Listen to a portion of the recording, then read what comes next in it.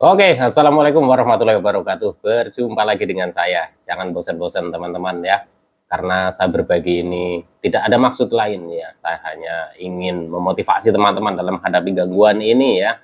Semoga saja apa yang teman-teman rasakan, yang sekarang sedang dialami segera sembuh ya. Saya yakin sekali teman-teman bisa sembuh ya. Kembali lagi saya sampaikan kepada teman-teman, saya bukanlah dokter, bukan ahli medis, bukan ahli hipnoterapi, bukan ahli obat-obatan. Saya hanya orang yang pernah menderita gangguan ini. Alhamdulillah sudah sembuh. Kalau saya bisa sembuh, saya yakin teman-teman juga bisa sembuh. Oke, langsung saja ya. Jadi begini ya teman-teman ya. Ada beberapa cara yang pernah dulu saya jalani dan itu tidak membuahkan hasil, tapi saya tetap ngotot saja ya. Dan saya sering tidak mendengarkan nasihat-nasihat yang menurut saya malah itu banyak membantu proses penyembuhan dari gangguan asam lambung. Apa saja? Yang pertama adalah saya selalu mengandalkan, saya selalu mencari yang namanya kesembuhan instan ya teman-teman ya. Jadi memang, wajar ya kalau teman-teman mungkin sekarang itu sedang mencari-cari cara yang instan, karena dulu saya juga merasakan sama seperti teman-teman ya. Jadi selalunya, kita itu berpikir bahwa ada cara yang instan untuk sembuh dari gangguan ini, karena kita mendengar ya, mungkin teman-teman juga mendengar nih, kata si A, dengan cara seperti ini sembuh. Kata si B, minum ramuan ini bisa sembuh. Kata si C, ini berobat alternatif ini bisa sembuh.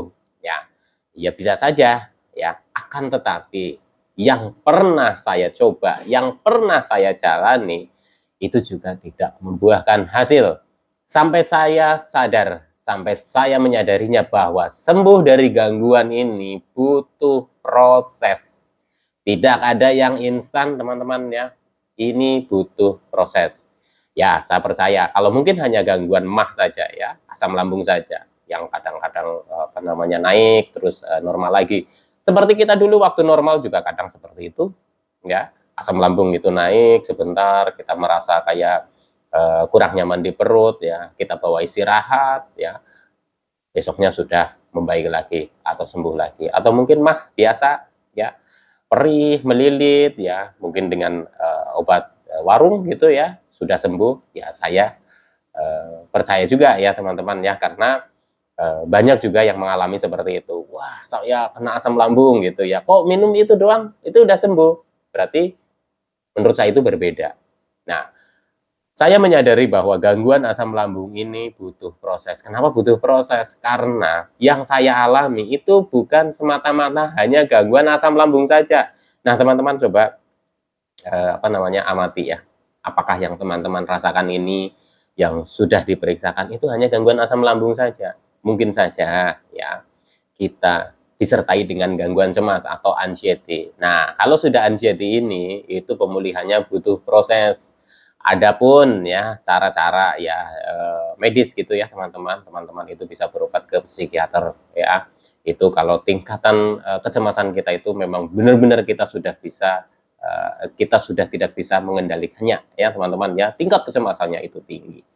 Saya dulu pun menurut saya sendiri, kecemasan saya itu tinggi ya teman-teman. Akan tetapi saya waktu itu berobat ke dokter spesialis dalam ya teman-teman, dan kebetulan dokter itu ya alhamdulillah membimbing saya ya, membimbing saya dalam artian begini ya teman-teman ya. Selain obat untuk asam lambungnya yang diresepkan oleh dokter ya, saya juga dibimbing tentang bagaimana caranya mengatasi kecemasan ya, sedikit demi sedikit ya, bangun mental kamu, bangun keberanian kamu, nggak usah berpikir macam-macam, nggak usah berpikir kalau sekarang teman-teman itu sedang berpikir pekerjaan, ekonomi dan lain-lain, sama seperti saya pun dulu juga sama seperti itu ya teman-teman. Semua saya pikirkan masalah ekonomi, keluarga, pekerjaan, dan lain-lain. Belum lagi memikirkan masalah penyakit, ya kenapa nggak sembuh-sembuh. Belum lagi memikirkan sensasi yang muncul setiap hari. Hari ini hilang, besok lagi timbul. Besok lagi hilang, besoknya lagi timbul. Berapa hari? 2 hari baik, 1 minggu nggak baik. Itu saya rasakan ya teman-teman ya, dan waktu itu saya dibimbing oleh dokter spesialis dalam itu untuk mengatasi kecemasannya, dan sering dikasih wejangan lah, intinya dikasih wejangan bahwa nanti bisa sembuh, nggak usah khawatir. Yang penting kamu tetap jaga nih ya, pola makannya kamu jaga ya, jangan sembarangan dulu makannya, karena kondisi fisik kamu sudah seperti ini.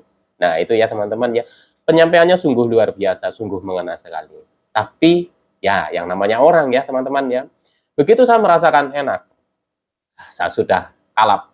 Artinya makanan-makanan yang sebelumnya saya hindari karena saya merasa enak, saya konsumsi lagi ya teman-teman ya. Dan apa namanya, menurut saya itu ya terlalu ini ya apa ya teman-teman ya, terlalu cepat ya untuk apa mengkonsumsi makanan-makanan yang sebelumnya saya hindari gitu ya. Dan akhirnya saya merasakan lagi, karena merasakan sensasi fisik itu, kecemasannya itu terpicu lagi ya teman-teman ya. Jadi ketika sensasi fisik saya sudah mulai berkurang lagi, terus saya memikirkan masalah ya ekonomi, duit sudah habis, udah hutang sana sini, bagaimana ini untuk hidup sehari-hari keluarga saya, asam lambungnya naik lagi ya, terus sensasi fisiknya muncul lagi dan begitu muter-muter terus ya. Tapi pada saat itu karena saya itu rutin ya teman-teman ya, rutin ketemu dokter, jadi setiap seperti kayak saya sedang cemas tinggi, ketemu dokter itu saya merasa tenang, dinasehatin lagi, dan sampai saya itu benar-benar apa namanya, ngomong sama dokternya ya, saya akan komitmen dok untuk masalah pola makannya, saya komitmen ya. Sampai saya waktu itu juga, dok kenapa saya sudah menjaga makanan ya, pola makannya, kenapa badan saya ini kok jadi kurus sekali, drop sekali. Dokter hanya tersenyum, kamu nggak usah takut, nggak usah khawatir ya, yang penting kamu sembuh dulu, masalah berat badan jangan dipikirkan, gitu ya teman-teman ya. Nah, di sini ya teman-teman, mungkin teman-teman itu sering khawatir yang namanya berat badan itu turun drastis. Saya dulu turun drastis ya teman-teman ya. Dari 3 kilo, 5 kilo, 8 kilo, awal-awal ya setahun, bukan setahun. Jadi dari awal-awal terkena itu masih belum turun ya teman-teman ya. Terus akhirnya kena tipes terus turun drastis ya. Nah, dari situlah ya teman-teman ya, berat badan itu ya agak susah naiknya ya, kadang naik dikit nanti turun lagi, naik dikit turun lagi ya, sampai pada waktu itu saya itu yang merasakan ini apa namanya, tipes tipes COVID itu kan, waktu itu saya juga kena juga COVID dibarengin dengan tipes. Nah disitulah yang menurut saya itu, yang tadinya sudah menurut saya itu sudah membaik berdasarkan arahan dari dokter itu ya, dibimbing terus gitu ya, itu kondisinya itu luar biasa sekali.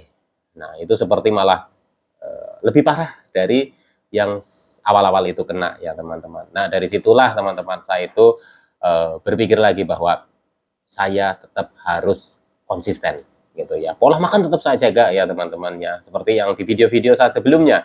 Jadi pola makan benar-benar saya atur ya teman-teman. Saya udah nggak peduli lagi badan kurus, walaupun setiap saya itu ngaca gitu ya, ngaca itu waduh ini kok badan saya makin kurus dan lain-lain gitu ya teman-teman. Dulu itu ngelihat itu cemas, takut, berpikirannya aneh-aneh, tapi lama-lama ya cuek saja, yang penting konsentrasi gitu ya. Walaupun susah konsentrasinya, tapi kita juga harus melatih supaya konsentrasi.